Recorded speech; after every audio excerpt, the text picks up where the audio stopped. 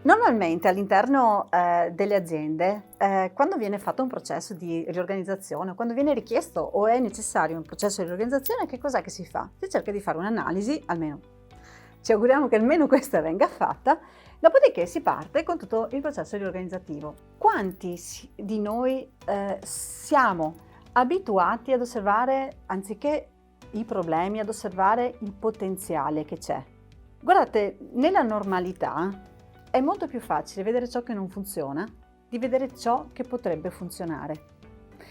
E questa è una chiave di lettura molto importante, perché nel momento in cui fai entrare una persona all'interno della tua azienda, che è come farla veramente entrare a casa tua, tu ci hai messo cuore, ci hai messo anima per costruire quello che hai costruito fino a quel momento lì.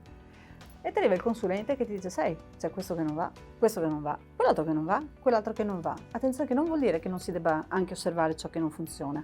Però la grande magia e il grande tesoro che va fatto e che va visto è il grande potenziale che magari fino a quel momento lì non è ancora usato, e ce n'è all'infinito, ce n'è all'infinito. Persone che magari potrebbero fare cose diverse, cose migliori, magari spostandole anche in un posto perché lì sono fuori dal loro ambito, e si risvegliano e danno veramente il loro massimo.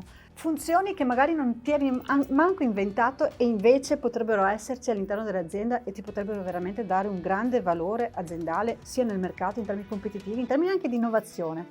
Ecco, il grande tesoro, io penso che non ci sia dentro l'azienda se non sei in grado di vederlo e se non lo vuoi vedere. E per vederlo non devi vedere ciò che non funziona.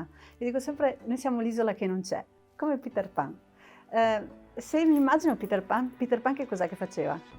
Cercava di osservare e di guardare ciò che non c'era, però era nella sua fantasia, ma c'era qualcosa di magico, qualcosa di bello.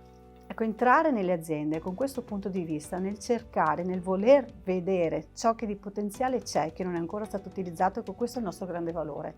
E io penso che in questo ci differenziamo. Questo è il grande tesoro che tu hai dentro la tua azienda e che molto probabilmente nessuno mai te l'ha fatto vedere.